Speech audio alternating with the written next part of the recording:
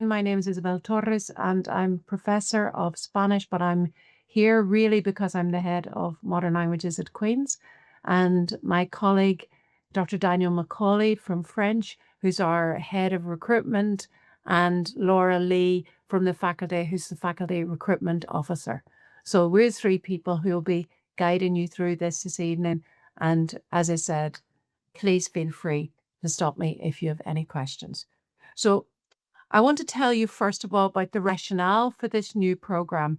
So it's called Modern Languages with Business, and it's all in the preposition, I think, with, because some of you will be aware that we've got a couple of teachers, I think, as names that I recognize on the list of participants will know that we have another degree called International Business with a Language. So the difference between the two is International Business with a Language is located in the business school, and the students take what is the equivalent of a minor in the language.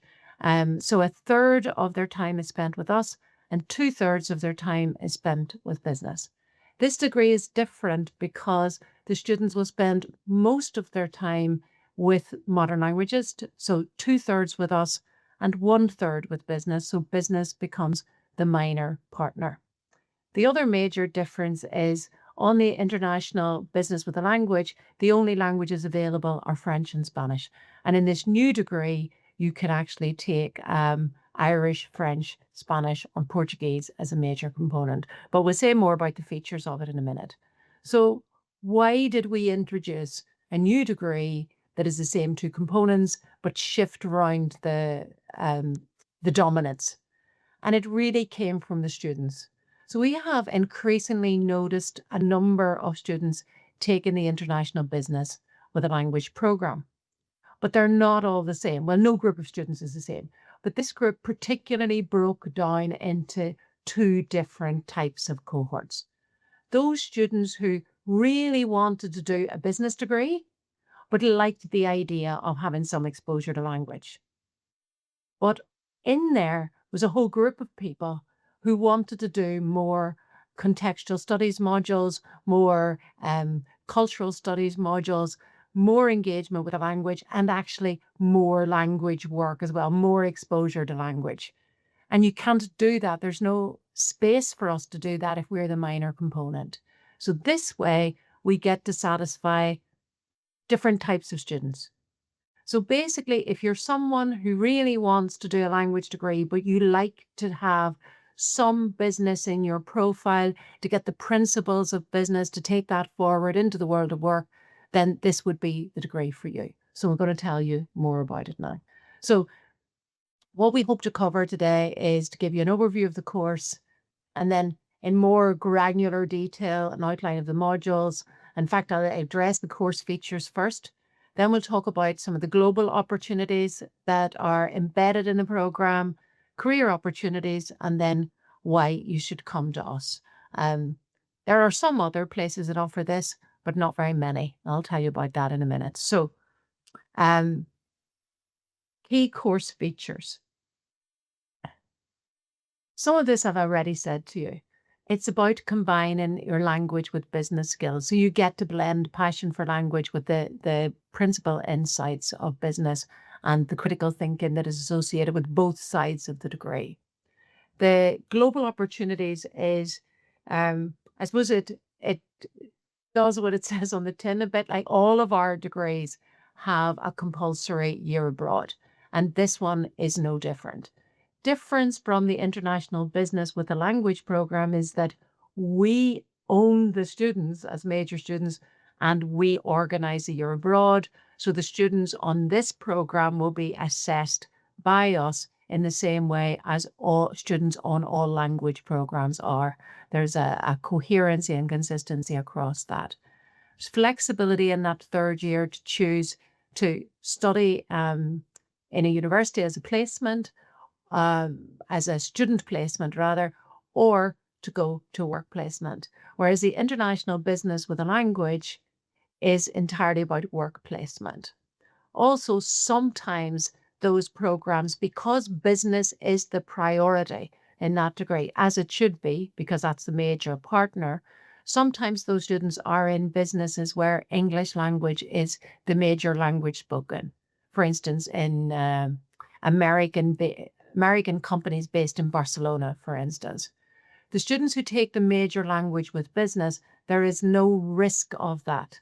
You'll either go to a university where you will study business and other subjects through the language, through Spanish, French, or Portuguese, or you will be in a work placement in a Spanish speaking, French speaking, or Portuguese speaking environment because you will be assessed on that. So it's very important that we enable it.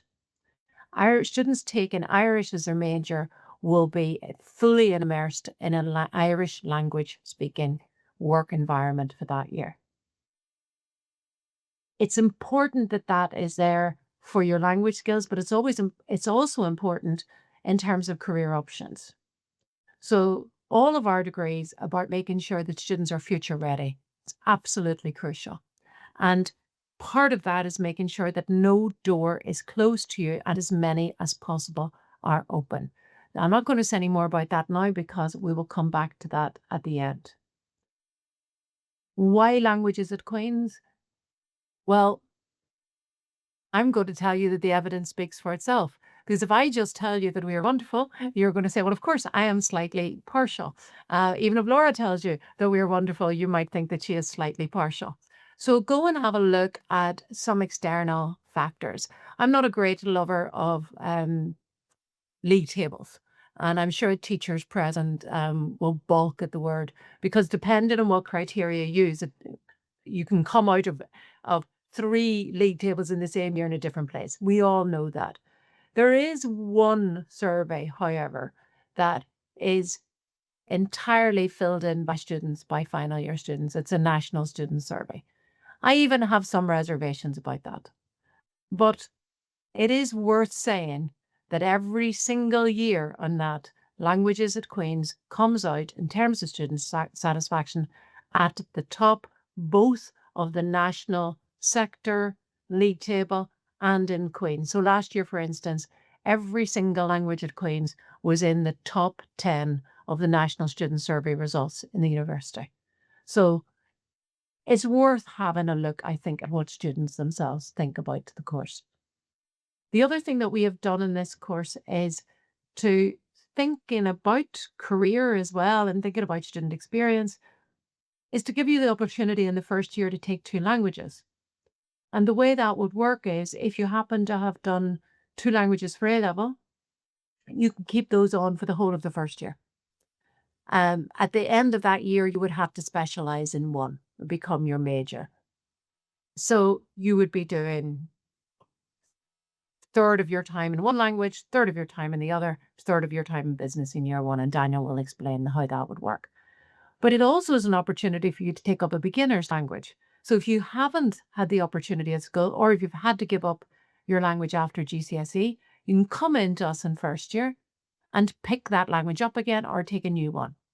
And I'm interested in this because if you have any notion that you might want to work in the EU Commission, for instance, you really do need to be completely fluent in 2 languages, but they would count English as one of those languages because total fluency in 2 and a good working knowledge of a third is really important.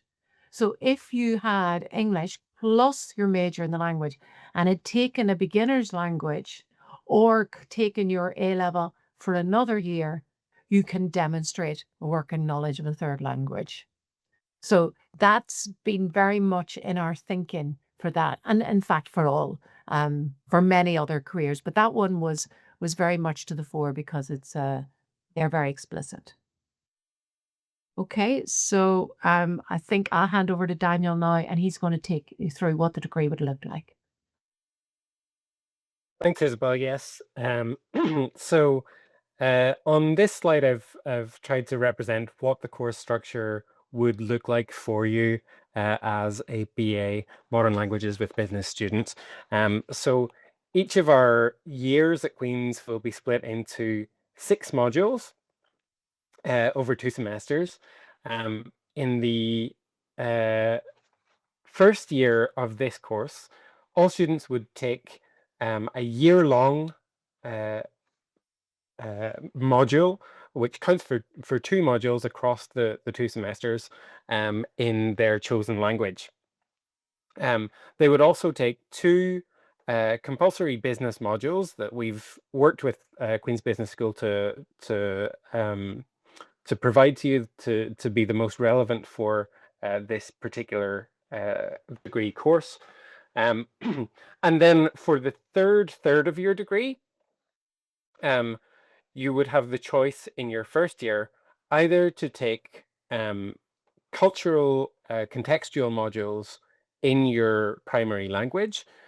So for French, for example, that might be beyond the hexagon, looking at French around the world in one semester, and then a focus on issues, contemporary issues in French in France in the other semester.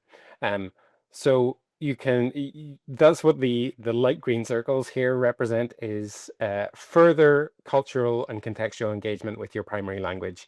And that's one of the options in your first year.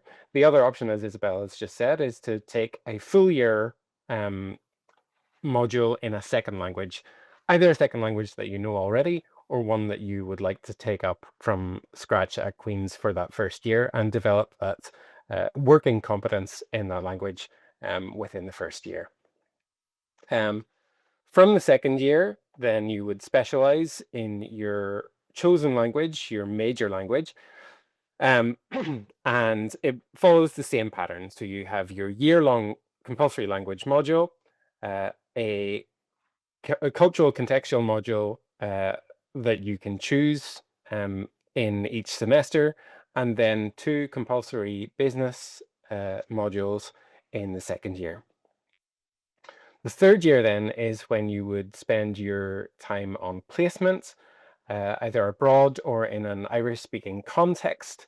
That's then assessed when you complete that year with us in languages, and you proceed, all being well, to your final year with us, which is the same pattern as the second year. So your core language module, further cultural contextual modules in that chosen language. And there's quite a lot of variety in the options that are available for those cultural and contextual modules, and we'll get to talking about those as we go through the specifics of each language option. And then your final year modules in business. Just to take you through that in a little bit more detail, for your first semester, I won't spend an awful lot of time on this. For your first semester in your first year, you take your core language module, and that carries out through to semester 2. In the first semester of your first year, you would take organizational behavior, which is a prerequisite for a lot of the other modules that you'll be taking in business on this course. In the second semester, you take the compulsory business, government, and society module in Queen's Business School, and you take either the two cultural optional modules in your chosen language or your secondary language throughout the year in first year.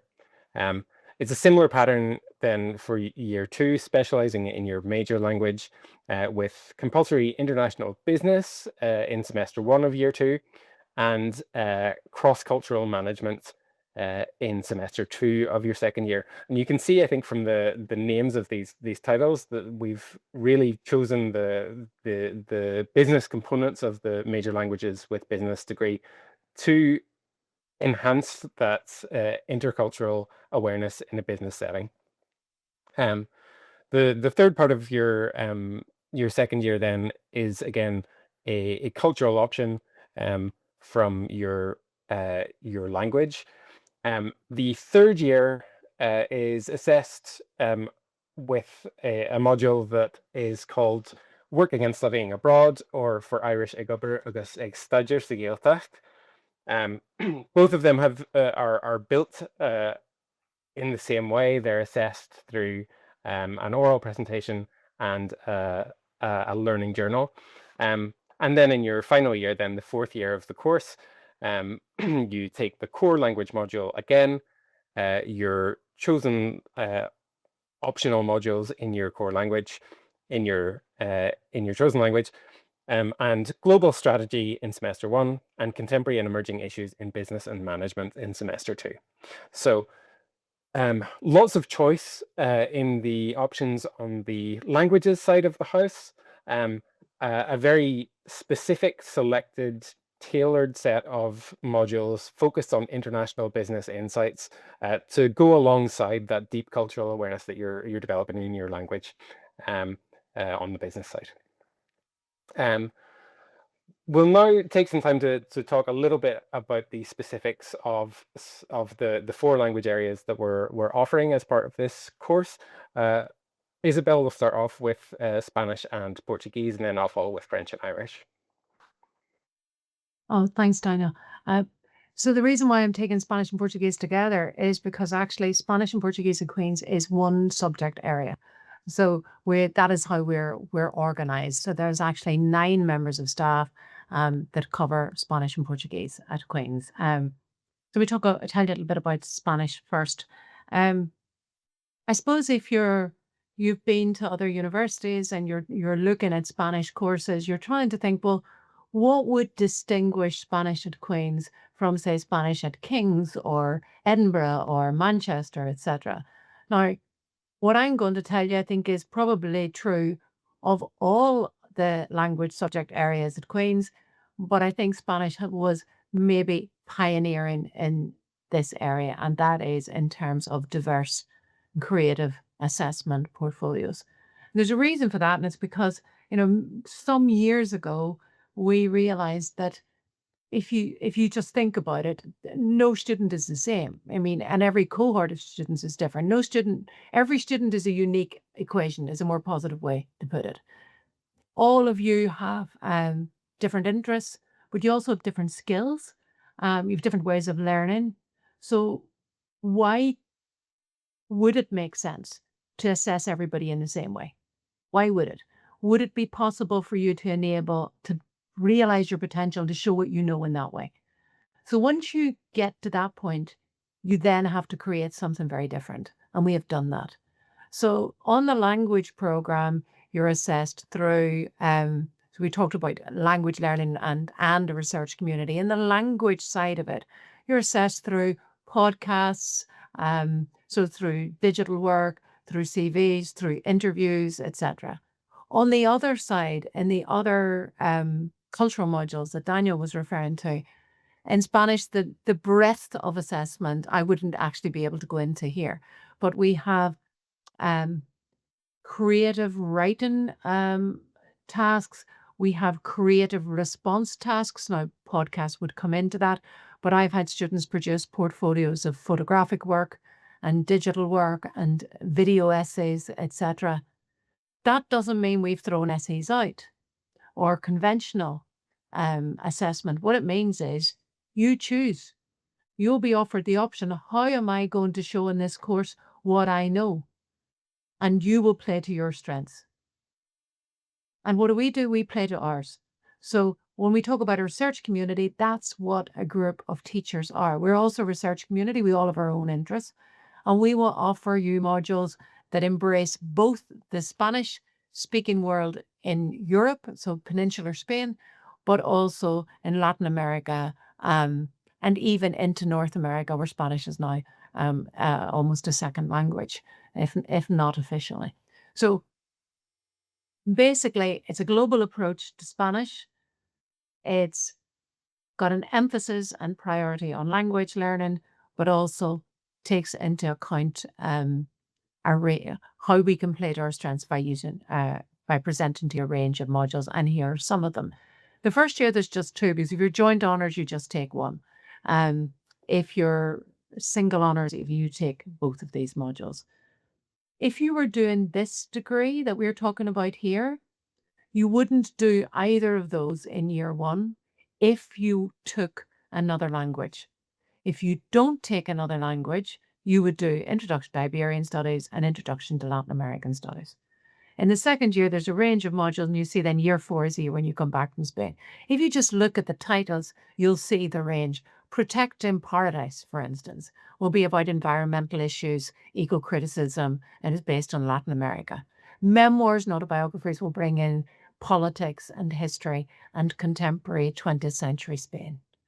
World Stage is full of students who, in another world, would also be doing drama and theatre and possibly even Shakespeare, and deals with how theatre is like a laboratory for social issues and social engagement.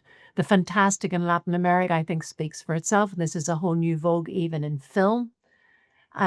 If you look into final year, we have medical humanities, disease and society in colonial Latin America. But we also have in there 2666 by Roberto Bolaño is the most famous novel published in recent years in Latin America. So you have to look and think, how do I put this degree together in a way that reflects my interests? And you would choose from all of these just 2 modules at year 2 and 2 in year 4 from the menu that is offered. And we won't offer all of these in a given year. It depends on staff availability as well. This picture, by the way, I'm going to go back to that for a minute, Daniel, just so you see, we talked about a community. That man in the middle is a colleague of ours, Gabriel Sanchez. I actually took that photograph, which is why I'm not in it. And we went to Madrid for a long weekend with students on a cultural trip last year. The guy in the middle, who looks like he's about to fall over, he's holding on to the other two. My eye is drawn to him because he works in Brussels at the minute. He did Spanish and politics.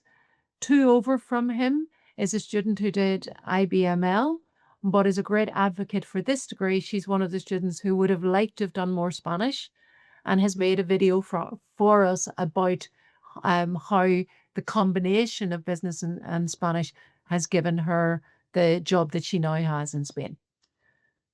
So, Daniel, I'll go to Portuguese now briefly. So Portuguese is an interesting one because none of you will have done it in school because it's not presented as an A-level in Northern Ireland usually. So it's offered only as beginners. I should have said Spanish is post-A-level and beginners as well. Portuguese is unique. We were the first university on the island of Ireland to offer a degree in Portuguese. There may only be 1 or 2 others now, but what they don't have, which is what we have, is Portuguese in as many degree combinations, nor do they have the global reach. Because what we offer in Portuguese as Queen's is specialism in both metropolitan or peninsular Portuguese and Brazilian Portuguese. And you can spend your year abroad in Portugal or you could spend your year abroad in Brazil. But we also have optional modules on African Portuguese. If you look down at the bottom, you'll see representations of Lusophone Africa as well as configurations of the Brazilian city. So it is a very expansive introduction to the Portuguese world. And if you don't know much about Portugal, it's spoken in Portugal, Brazil, Madeira, Cape Verde Islands, Angola, and Mozambique. So it's got tremendous reach and potential as well for jobs. Portuguese has particularly been successful in student attainment because it's a small group and small classes, obviously going to be fewer students if everybody is beginner. It has had remarkable success in external prizes, national prizes. Students from Queen's have won the Camões Institute and the Waterfall Embassy Prize for the best student in Portuguese 3 times since this program was only started and entering in the last, I think, 8 or 9 years. So more than any other university in the UK. That is the level of Portuguese the students can reach from coming in as beginners. So really worth bearing in mind. Thank you, Daniel. Thanks, Isabel. I'll speak a little bit about French. A lot of what Isabel has said about Spanish and Portuguese does apply to French. The language areas all work in very similar ways, and we're all very concerned about making sure that students have an excellent and enriching experience in the classroom and outside it. And in order to make that happen for French, What's, I think, quite distinctive about French at Queen's is the range of research-led teaching that are available to you as BA Modern Languages with Business students that you wouldn't be getting on the International Business with a Modern Language option. And so our optional cultural modules engage with contemporary cultures across the French-speaking world, and like Portuguese, like Spanish, French is a very widely spoken language around the world. And many of our modules think about migration and colonization and issues about the presence of French, issues to do with the presence of French around the world in lots of controversial and increasingly less controversial ways. We also look at the impact of global issues on French in Europe, where it originated. And one of the strengths that we have in the French department is a strength in linguistics through French. Um, as Isabel said, for Spanish, you benefit from small group teaching and a variety of creative and assessment options. And we've Queen's has been very generous in recent years in supporting cultural trips, immersive language skills, book clubs, film screenings, lectures by visiting speakers. A lot of this has been funded to enhance the student experience. The image that you can see on the slide there is from a weekend trip to Paris, similar to what Isabel was talking about in Madrid. Here we took a very large group of students to Paris and were able to show them some of the artworks that they'd been working on in the Musée d'Orsay. We were able to have their tutor talk them through the actual image in front of them. And they were delighted with that. We also did various other cultural activities during that trip. And they've brought that back and worked together to make exciting community events at home as well through the French Society. We've got really vibrant student societies in languages that organize loads and loads of events throughout the year. So just to give you a flavor of the kinds of options that you could take on this course, in year one, if you decided to go with the French optional modules, you'd be taking Perspectives on France, Moments of Crisis, and Beyond the Hexagon, French Language, Cultures and Politics in a Global Frame. So really, you're getting a sense of what's going on in France and what's going on in the French-speaking world outside of France in that first year. These modules are intended to give you a kind of taster of what sorts of things you could specialize in further on into your course. In second year, we've got a few options that range from cinema to politics and culture. So we've got French Noir, Paris, City of Modernity, the sociolinguistics of modern French. So if you're a person that finds that they're really interested in how language relates to how people speak, sociolinguistics is a good option. If you're interested in the political status of France and French, Algeria and France, trauma, forgetting and remembering is a good option for you. In the fourth year, you can see you've got even more choice available. We've got, again, Caribbean cultures, which is thinking about where French has had an influence in the Caribbean, and you'll be looking at that in various literary texts, as well as other cultural documents. Contemporary Francophone Chinese fiction, which again is interested in migration and movement in the French-speaking world. Romance and realism in media cultures, ideologies of death in French literature, again, a medical humanities focus there. Home Matters, which is largely focused on visual art in France and Belgium in the 19th century. Extramuros, which is about the film, the literature, the language of the banlieue which again brings in some questions of migration and integration. And if you've enjoyed linguistics through the course, you can specialize a bit further with current issues in French linguistics in your final year. So lots and lots of range of options, lots of geographical coverage with French. And through that, you're interacting with all kinds of interesting texts and contexts. It's worth noting as well that in French, we have a cultural stream in the core language module. If you're taking modern languages with business, you'd be encouraged to do the economic option that we have as part of the core module. So you'd be working on business and employability focused ideas right from the beginning of your course. I'll say a few words about Irish as well. So this is the course which will allow you to take business alongside Irish at Queen's. So up until now, that hasn't been possible, and now it is. Irish at Queen's is a really strong and vibrant and growing area. We've had lots and lots of new students join us, and that's partly because of the status of Irish in Belfast at the moment. The teaching and research at Queen's focuses on language and culture. It's taught by leading researchers in the area. So again, we've got that connection between research and teaching. So many of the courses will be taught exclusively through Irish. And so Irish is offered at advanced level.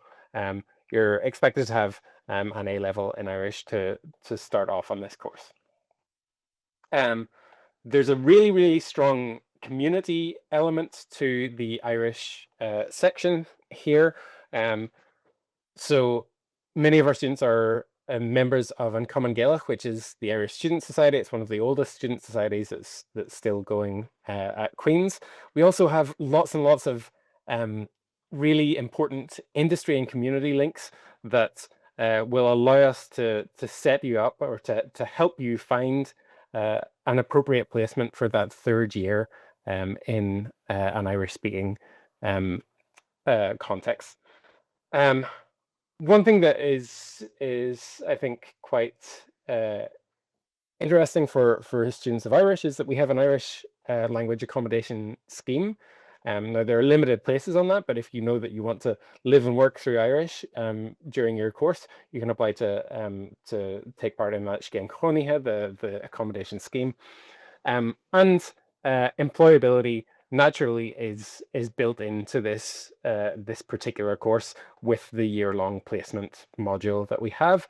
There are also other short-term placement options as part of the Irish course, and skills in communication analysis and research are built into the Irish language modules, as they are into the French, Spanish, and Portuguese modules. Just to give you a sense of the options that you would have in Irish, in first year you can choose from Celtic mythology, Nua Tíocht na Gaeilge, which is modern Irish literature, language, politics, and conflict. Celtic mythology and language, politics, and conflict are taught through English and are open to some other programs. So you might be able to meet some other people on the course if you were taking those.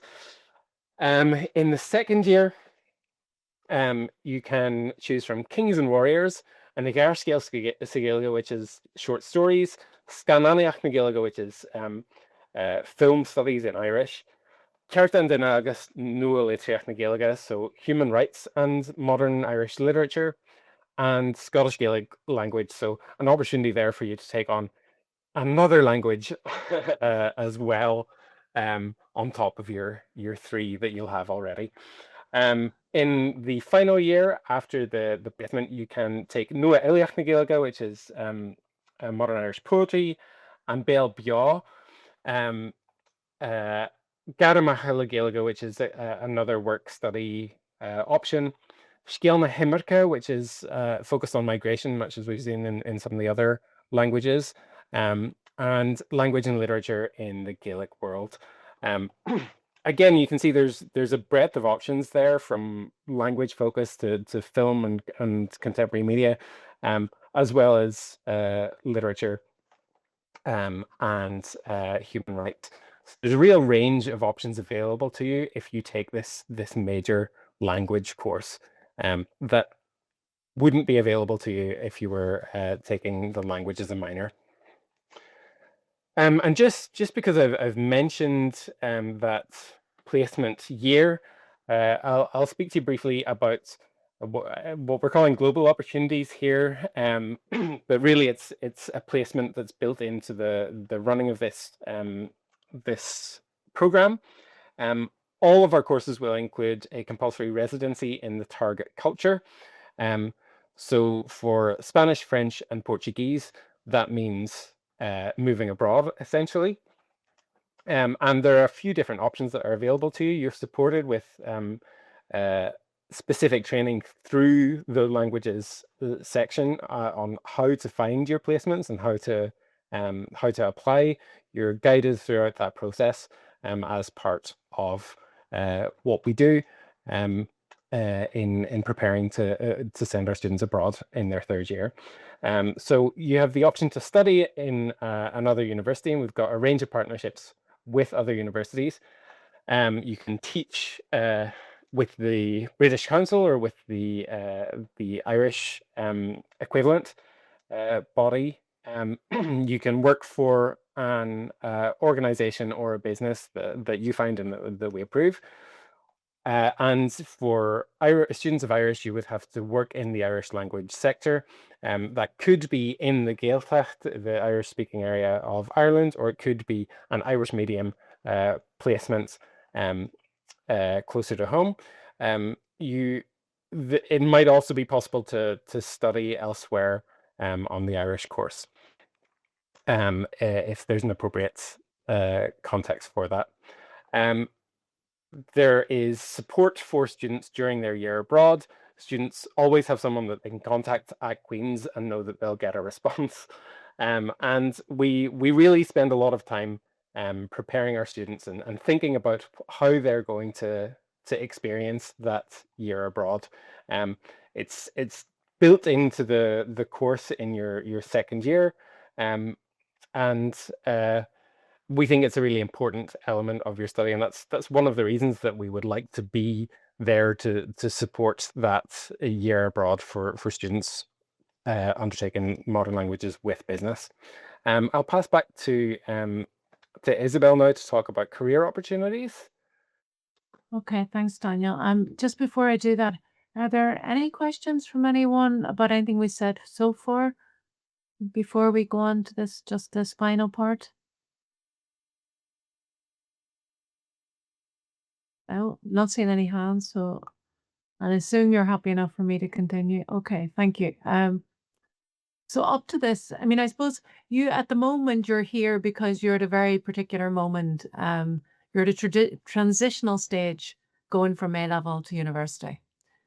And the next one after that will be at the point when you finish your degree. That will be your next transitional moment.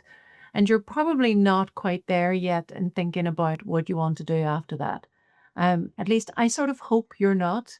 I've said this out in open days and out in schools. So teachers, forgive me if I'm repeating myself, but I do think the worst question anyone can ever ask anyone is, what are you going to do with that? Or what are you going to be when you grow up? So all the grannies and aunts and uncles that come to visit, because we don't really think like that.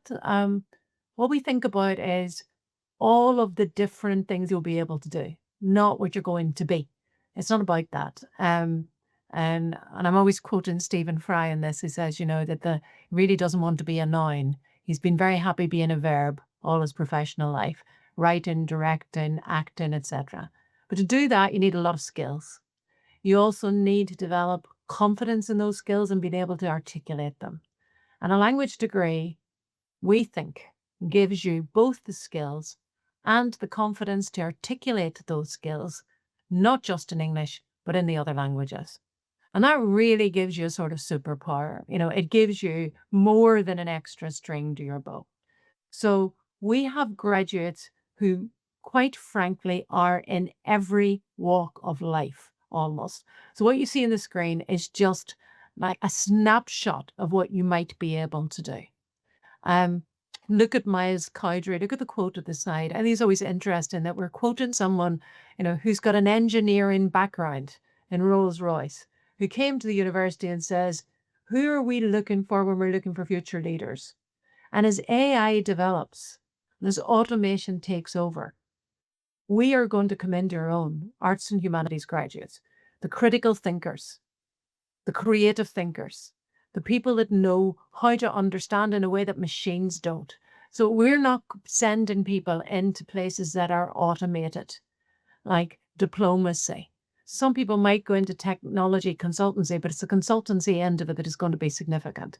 In communications and marketing, television, film, broadcasting, literary editing, professional services, they're all there. Advertising. Teaching I'm going to stop on because most language graduates now don't actually become teachers.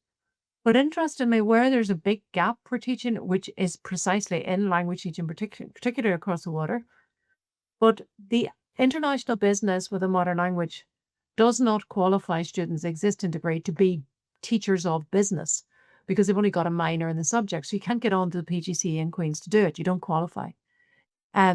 This degree, interesting, it doesn't allow you to go on and do the language at PGCE if you have a major business with a minor in the language. This degree allows you to qualify both as a teacher of languages and as a teacher of business. And we've checked that out. So anyone that is interested in teaching would be qualified to do a PGCE and subsequently teach in both those areas. So that's just worth noting. But it's also worth noting that those kind of the conventional careers like translators, interpreters, teaching account for under 5% of what language graduates actually do. So that means there must be an awful lot of other things. I speak from a position of some experience here because I have, and I always say this, if you are going to sell it, you should be prepared to buy it. And I have two daughters who both did languages at Queen's, not Spanish, so I'm not that partial. They both did French and Portuguese, joint honours degree. They are very different people. They have very different skills. They both did very well, and they're doing very different things with the same degree as if they had done different degrees. So one of them is in literary editing, works for Hachette, the French publisher that's based in London. Just as an aside, they published the Bridgerton novels, if you're interested, Little Brown, but they also published lots of books, French crime novel in translation, etc. So she's in there. If you're worried about AI, they received a massive manuscript from France, thousands of pages, very, very expensive to pay for that to be translated. And anyway, they were not on any circumstances have AI translated because you never have AI translate literature or literary content. So where AI is being used, it's in scientific and technical terms, but it is not translating human feeling, human emotion, and human characterization. So they won't use it and they won't touch it. So what do they do instead? They get an editor, like my daughter, who's fluent in French, to reduce the book. So they reduce the book to something that is amenable to translation, and then they pay a human being who also has French to translate it into English. So there you go. There is one place where language is useful. Last week, she tells me that CEO from France came over and announced to the CEO in London that she was his favorite person in the world. And you know why? Simply because she could speak to him in French. You get an awful lot more done when you speak to someone in their own language. The other one is in Brussels. She wouldn't touch literary editing with a barge pole. She did modules that were entirely different, and she's working in the Irish Embassy. And at the moment, they're getting ready to take on the presidency. And yesterday, she told me she met, or at St. Patrick's Day, the vice president, or is it deputy prime minister of Ukraine. So this is what our graduates are doing. So Daniel, let's have a look at some of the alumni. So Joshua Popham, he did Spanish and Portuguese, and he works in Kraken Technologies. He didn't do a master's in technology after his Spanish and Portuguese degree. They took him straight in with the skills he already had. Jasmine Campbell did do a master's. She works for Chief Executive Officer in a media company in Luxembourg. The reason why she did the master's is that she wanted to do a master's through French in journalism. She did it abroad in order to get access into journalism in a French-speaking country, not here. Emer Callahan, you don't have to travel away if you don't want to. Did French and Spanish, didn't want to work abroad, and she is now head of experience and industry development in tourism Northern Ireland and uses her languages all the time. Look down below the line. We have bankers, we have subtitlers, we have people in Sky Sports, we have a whole group of people in PwC. They're not accountants. PwC is an accountancy firm. It's an international firm. It also investigates international fraud and international crime. And that office is packed out with our graduates. So there's everything in there. Motorsports, sports advertising. So when you're sitting at home and your granny asks you, what are you going to be when you grow up? How could you possibly answer? Because at your age, you couldn't. I wouldn't have had a clue what was out there. Some of our final years don't even really know what's out there until they start to look and then they say, oh, I could do that and that appeals to me and I have interest in that. And we have someone who's now working for Jameson Irish Whiskey as an ambassador in New York. Where did she start? In Buenos Aires in Argentina. Where did I see her? On Mexican television. Being interviewed about the fact that Argentinians were drinking more whiskey now than wine, and this was a cultural phenomenon. But she was doing all of that in Spanish. So have a look at Caitlin Fittis. BA Honours Spanish and Portuguese, didn't have any Portuguese before she came to university, works for PwC, has had a meteoric rise there. And she's telling us she was handpicked for her first piece of client work because she could speak Spanish. She was chosen for her second because she had near native fluency in Portuguese. Why did she have that? Because she was a very brave girl and she went to spend her year abroad in Brazil. Because Portuguese was her beginner's language, so she thought her Spanish was already strong. So we can come back to any questions that you might have about careers or employability afterwards. Sum up. Why would you study this new degree? It's the only one in Ireland. Across the UK, I could only find, I did a lot of the market research for this, only I think 2 other universities that offered the languages as a major, and no other one that offered you the opportunity to do a second language as well as any part of it. We offer intercultural communicative skills at a very high level, alongside modules centered on international business, and you get that opportunity to the second language. We also offer you the opportunity to gain practical work experience and cultural immersion on the placement year. If you want to get in, the entry requirements are ABB at A-level, including in the language of your major for the advanced study, or GCSE in any language at grade B for beginner's level. Now, the question you might have, I'm going to do all that and it's ABB, but why is law and some of the other programs, why are they A's? Do they do more language? Are they harder? No. It is entirely supply and demand. While law is overwhelmed, there are hundreds of students in it. To get in, the grades are higher. There is no difference between the level of difficulty and your ability in taking this program or a joint French and Spanish or a joint French and Irish and a program that requires you to have 2 A's and a B. That is not what it reflects at all. And that is a question that I'm often asked in school, so I thought I'd just nail that now before we go on. And the other thing I want to say is if there are any of you out there and you've come along out of curiosity, but actually you've applied to do a joint honours degree in French and Spanish, I am not trying to talk you into doing this. On the contrary, if you have the ability and the interest to do a joint degree in 2 languages, then you should do that and specialize in the 2. Because you can do business masters at the end if you want to, or you'll see some of our people here who went straight in without doing that. This is a degree for people who want to study business with a language, who want to have business in the makeup of their degree. When they're at university, when they get up in the morning and think, what classes am I going to today? They want business to be some of those classes and they want language to be other. And then this degree is for the students who want most of those classes to be in the language, but they still want to have access to tutors who are teaching them business. And the IBML course, International Business and Modern Language, which is another excellent program, is for students who really are coming to university to do business and would like to have some access to some language but they wouldn't do any of the cultural components and they can't do Irish, Portuguese, or 2 languages. And that's how I see the difference between them. So, again, okay, Shauna, Shauna, you have a question? Is it in the chat?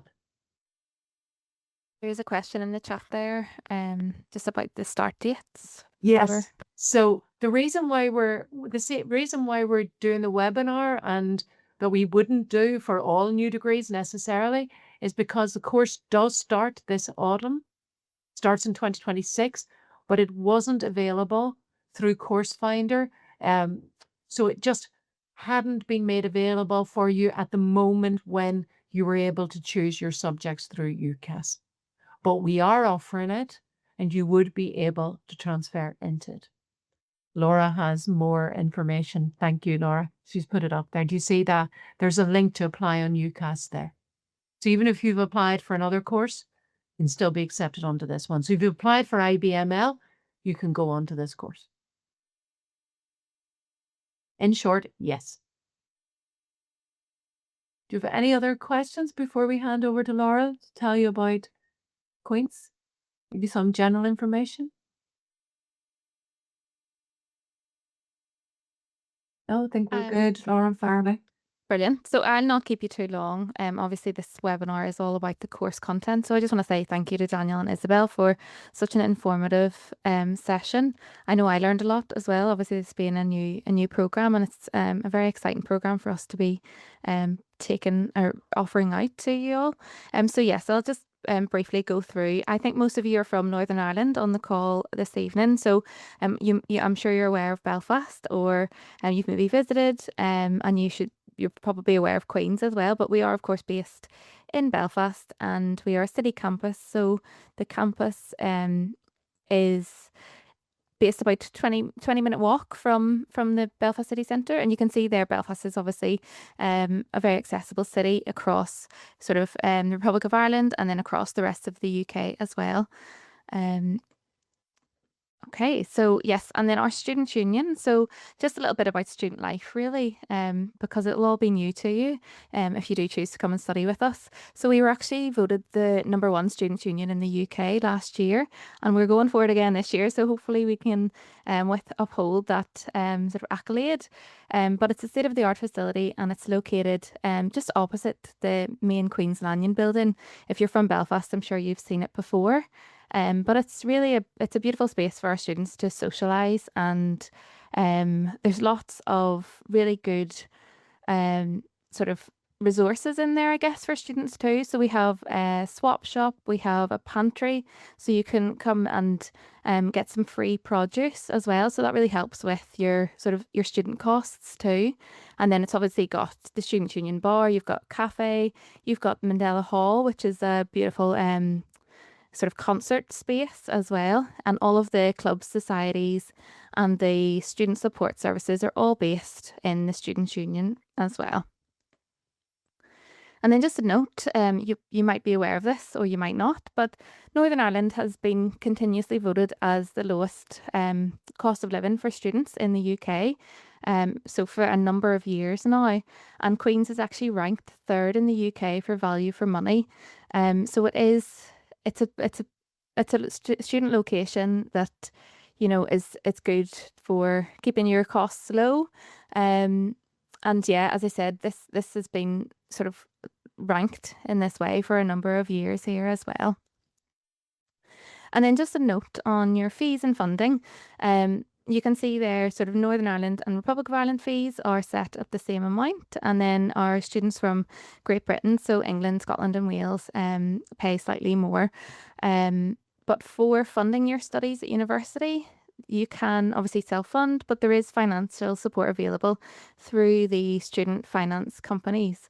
And depending on where you're from, again, I think majority of you, if not all of you, are from Northern Ireland. So you would be looking at applying for your student finance through Student Finance NI. But if you are from England or Wales, you apply through your relevant student finance body, and the amounts will differ depending on where you're from.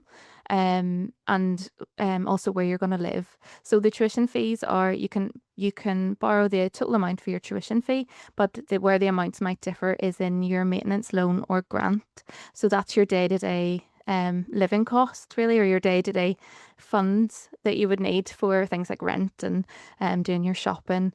And yes, so I know for Student Finance NI, they would base it around your household income and then also where you're going to live during your studies. So whether you're going to live at home or you're going to live in university accommodation or private rental, that amount will change.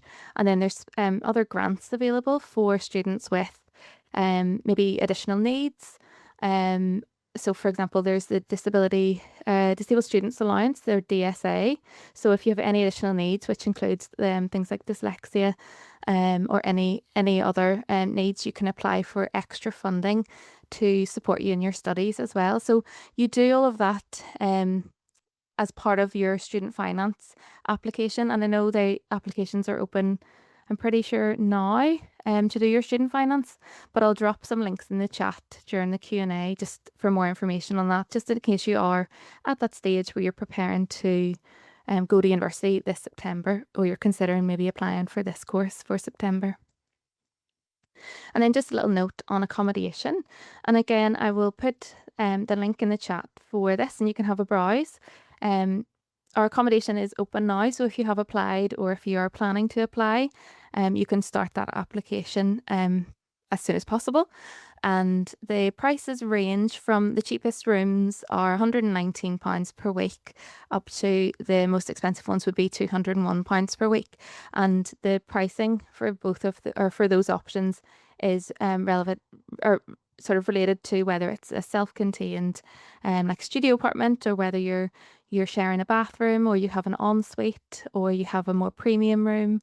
And there's lots of options available, but you can have a little look online as well. So I'll pop that link in the chat afterwards.